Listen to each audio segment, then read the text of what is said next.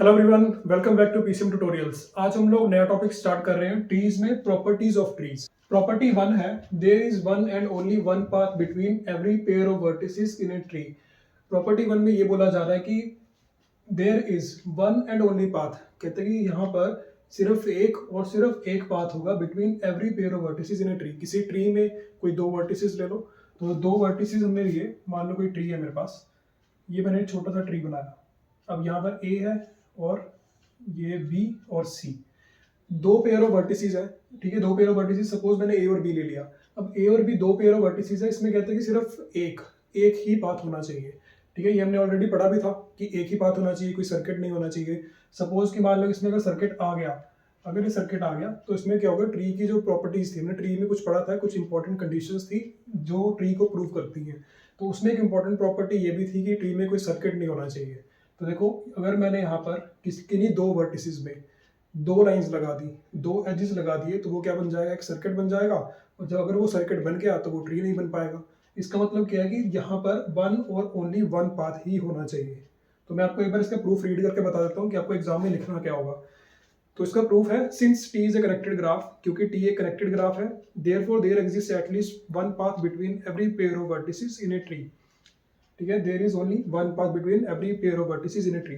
Suppose that between two vertices v1 and v2 there exist two distinct paths. हमने क्या बोला इसमें, suppose कर लो कि दो वर्टिसेस ऐसे हैं जिसमें दो डिस्टिंक्ट पाथ्स हैं, ये हमने ऑलरेडी बना दिए।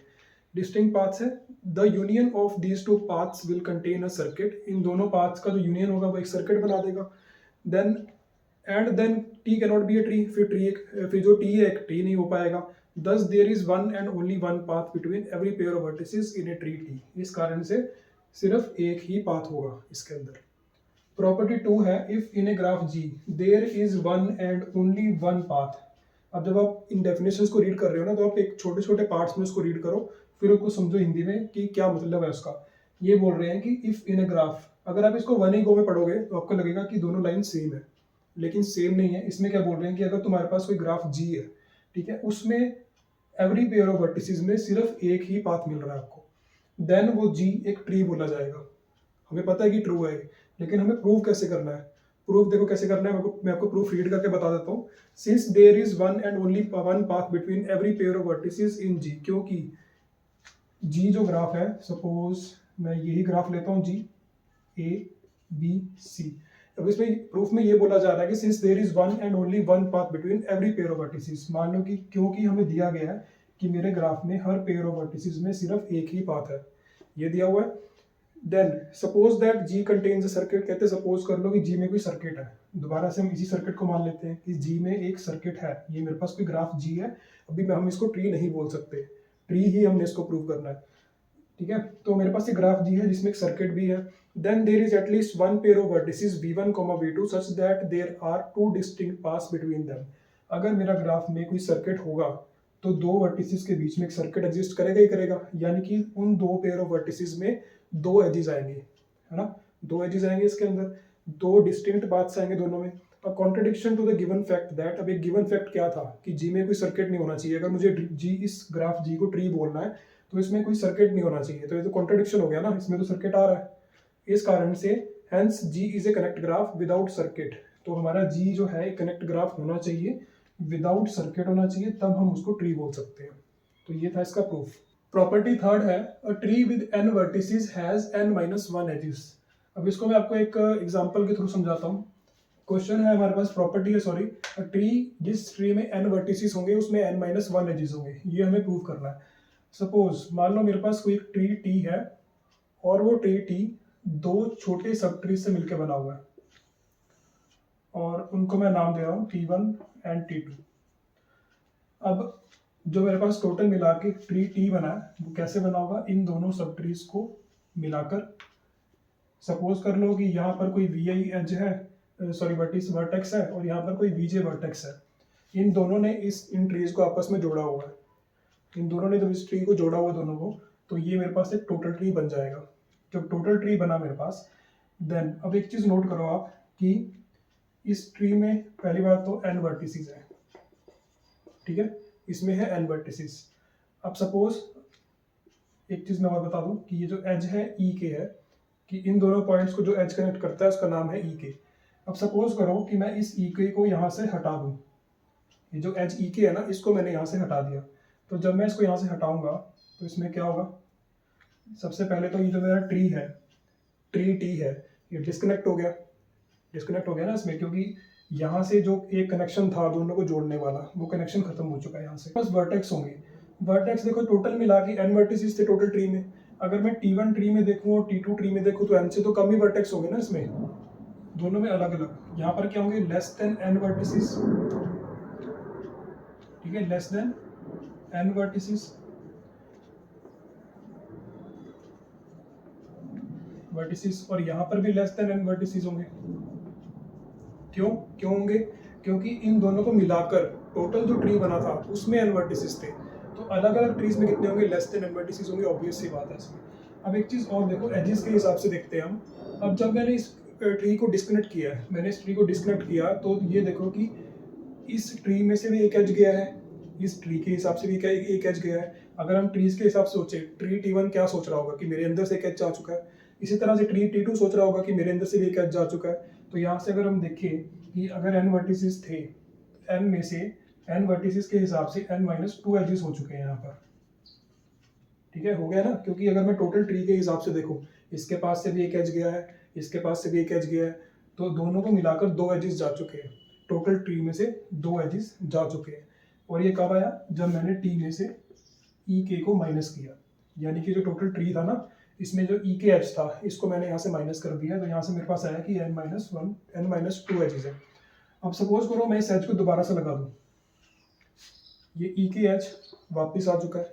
अब जब ये ई के एज वापस आ चुका है, तो इसमें हम क्या बोल सकते हैं कि जो टी माइनस ई के था, इस टी में से मैंने जो ई के माइनस किया था, अब दोबारा से टी बन चुका है, क्योंकि ई के तो वापस आ चुका है, और इन एजेस में एक एज और जुड़ चुका है टोटल ट्री के हिसाब से। इस टाइम हम जो देख रहे हैं ना, टोटल ट्री के हिसाब से देख रहे हैं, इस टोटल ट्री के हिसाब से ई के को मैं वापस लेकर आ चुका हूँ, यानी कि एक एज में वापस ले आया हूँ ट्री में। तो जब मैंने इसमें प्लस किया तो यहाँ पर क्या आएगा, n-2 + 1। तो जब इसको सॉल्व करेंगे मेरे पास आएगा n-1 एजेस। नेक्स्ट है minimally connected graph. Minimally connected graph की डेफिनेशन है, a connected graph G is said to be minimally connected graph if removal of any edge from it disconnects the graph. ये काफ़ी सिंपल डेफिनेशन है। Minimally connected graph में क्या होता है, अगर मेरे पास कोई ग्राफ है और उस ग्राफ में से अगर मैं कोई भी एज को डिस्कनेक्ट कर दूं, यानी कि इस एज को मैंने यहाँ से रिमूव कर दिया, सपोज मैंने इसको रिमूव कर दिया यहाँ से, तो देखो ये ग्राफ डिस्कनेक्ट हो गया, ठीक है, डिस्कनेक्ट हो गया, तो यही होता है मिनिमली कनेक्टेड ग्राफ। इसके बेस पर एक प्रॉपर्टी है, a graph is a tree, एक ग्राफ एक ट्री होता है if and only it is minimally connected. अब मेरा ग्राफ एक ट्री होगा अगर वो मिनिमली कनेक्टेड हो। अब सपोज हम इसको कॉन्ट्रडिक्शन की थ्योरी से करते हैं। कॉन्ट्रडिक्शन में क्या होता है कि हम कुछ गलत चीज़ मान के चलते हैं और वो गलत चीज़ रॉन्ग प्रूव हो जाती है। जब वो रॉन्ग प्रूव होगी, इसका मतलब क्या होता है कि जो हमने लिखा था वही सही था। अब सपोज मेरे पास एक ग्राफ ट्री है, एक ग्राफ को ट्री बोला जा रहा है। ट्री में क्या होता है, ट्री में क्या होना चाहिए, सपोज मैं आपको दिखाता हूँ। जैसे हमारे पास एक मिनिमली कनेक्टेड ग्राफ है, मिनिमली कनेक्टेड में क्या होता है कि कोई एक लाइन ऐसी होती है जिसको मैं हटा दूँ तो वो डिस्कनेक्ट हो जाता है। सपोज कि ऐसा नहीं है, मैंने इस पॉइंट को यहाँ पर भी जोड़ा हुआ है, यहाँ पर भी कनेक्ट है ये पॉइंट। अगर अब मैं इस लाइन को यहाँ से हटाऊँ तो अभी भी ये ग्राफ कनेक्टेड है।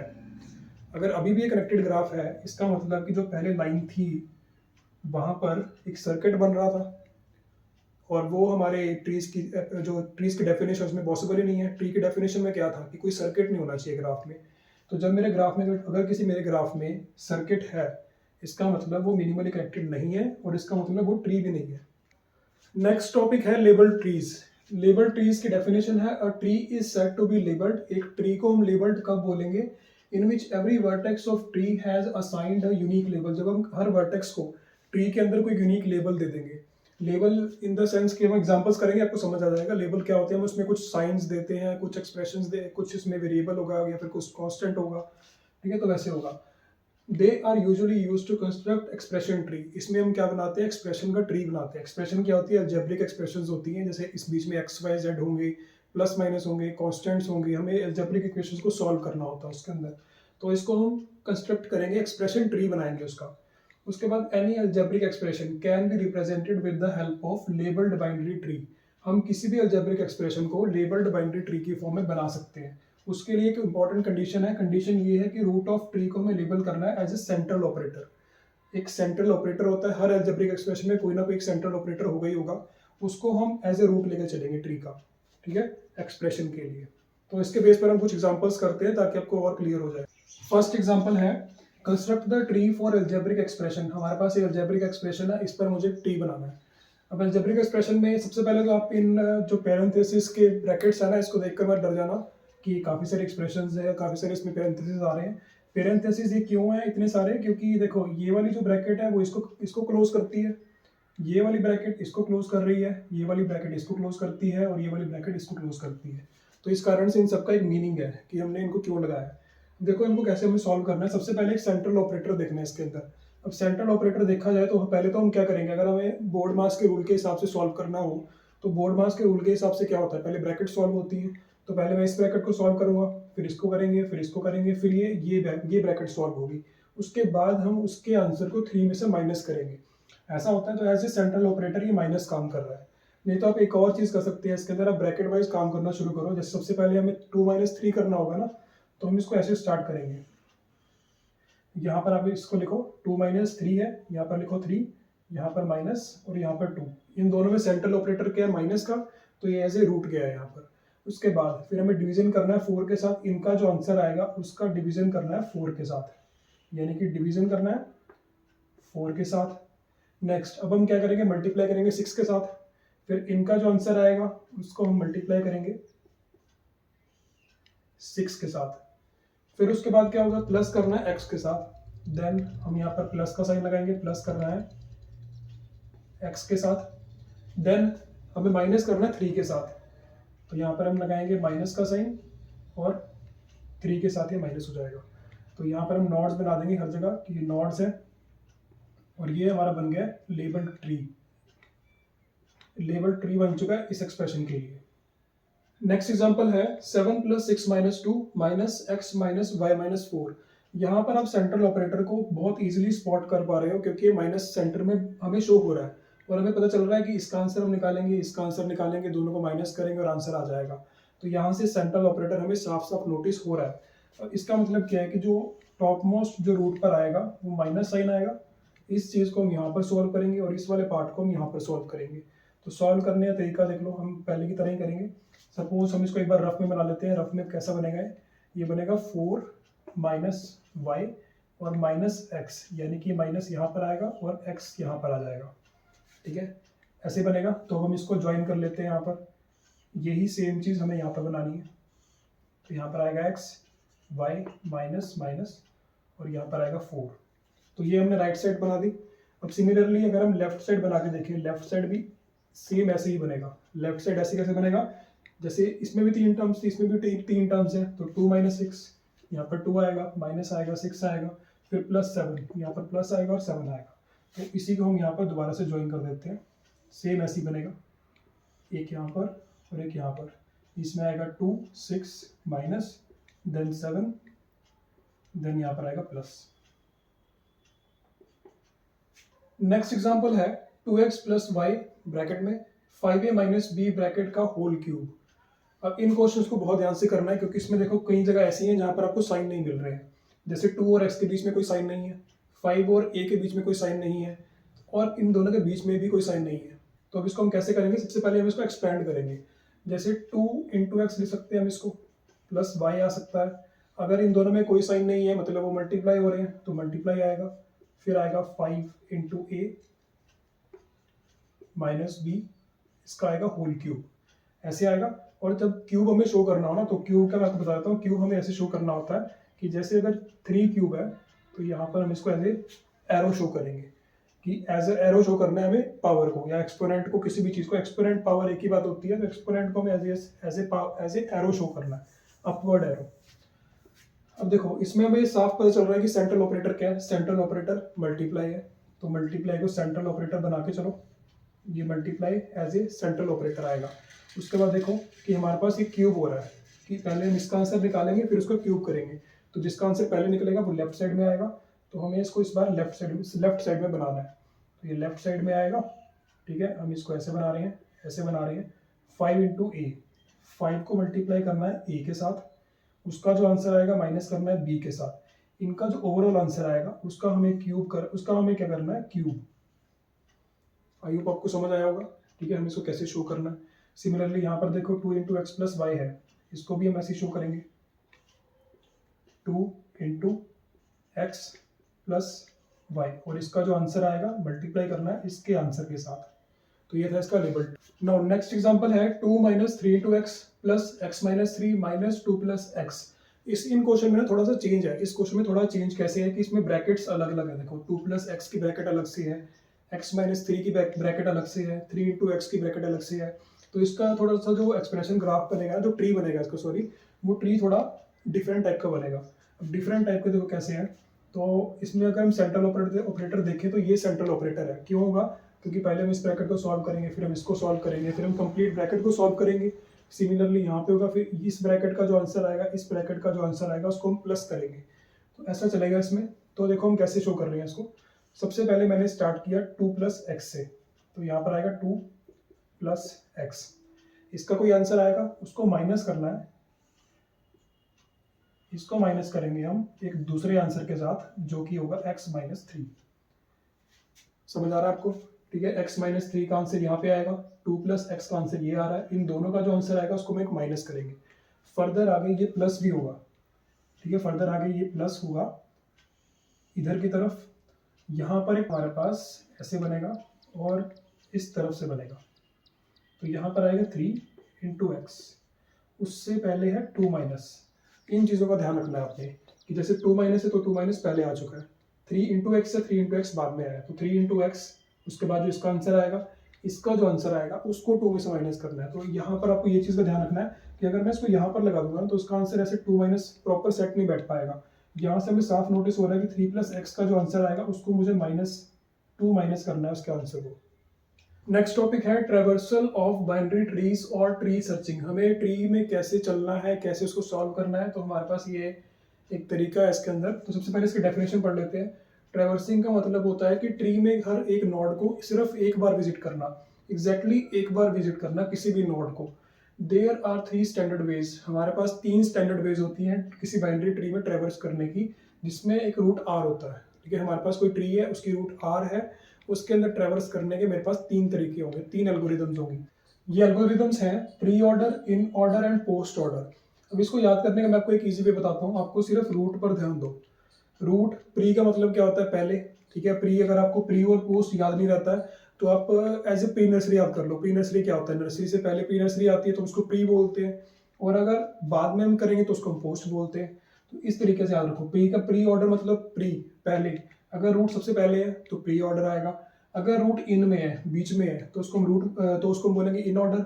अगर पोस्ट ऑर्डर है मतलब रूट सबसे पोस्ट में है, सबसे लास्ट में है। उसके बाद अब लेफ्ट और राइट को आपको लेफ्ट राइट ही करना है।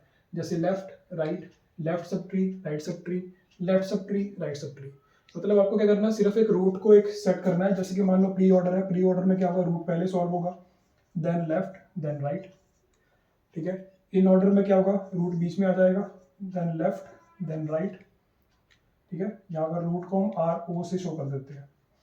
देन अब पोस्ट ऑर्डर में क्या होगा, रूट सबसे लास्ट में सॉल्व होगी, then left and then right. तो ये होते हैं pre order, in order and post order. Traversal of binary trees के अंदर हम कुछ एग्जांपल कर रहे हैं। एग्जांपल है ट्रेवर्स the following trees in pre order, post order and in order. हमें इन दोनों ट्रीज को प्री ऑर्डर, पोस्ट ऑर्डर और इन ऑर्डर के हिसाब से हमें इसको सेट करना है। अब देखो इसमें प्री ऑर्डर ट्रेवर्सल क्या होगा, हमें प्री ऑर्डर के हिसाब से ट्रेवर्सल हम कैसे करेंगे। जैसे प्री ऑर्डर में क्या होता है, सबसे पहले रूट आती है, तो मैंने ए रूट को ऐसे ब्लैक कलर में लिखा हुआ है। तो ए रूट आ गई है, उसके बाद हम क्या करेंगे, पहले लेफ्ट ट्री फिर राइट ट्री। लेफ्ट ट्री में क्या आएगा, बी डी ई आएगा। ठीक है, उसके बाद आएगा सी एफ। ये तो हो गया इसका प्री ऑर्डर। पोस्ट ऑर्डर में क्या है, पोस्ट ऑर्डर में रूट सबसे लास्ट में जाएगा, तो रूट आ गया लास्ट में। उसके बाद पहले लेफ्ट ट्री फिर राइट ट्री। लेफ्ट ट्री में क्या आएगा, डी ई बी, देन आएगा एफ सी। उसके बाद इन ऑर्डर में देख लो, इन ऑर्डर में क्या होगा, रूट बीच में आएगा, तो यहाँ पर रूट बीच में आ गया, लेफ्ट ट्री ये रहा, राइट ट्री ये रहा। तो लेफ्ट ट्री का क्या आएगा, D B E and then आएगा सी एफ। ये हो गया pre order, post order and in order. Similarly अब मेरे पास एक और ट्री है। इस ट्री में हम प्री ट्रेवल कैसे करेंगे, प्री ऑर्डर ट्रेवल में क्या होगा, सबसे पहले रूट आएगी, यानी कि स्मॉल ए सबसे पहले आ गया, फिर B C ji H I. तो B C ji H I हमें ऐसे ट्रेवल करना है, फिर ऐसे ट्रेवल करना है। लेफ्ट ट्री को ही पहले आपको शो करना है यहाँ पर। उसके बाद फिर आएगा के KEJF, ठीक है, KEJF, उससे पहले D भी आएगा, DKEJF, ऐसे हम उसको शो करेंगे।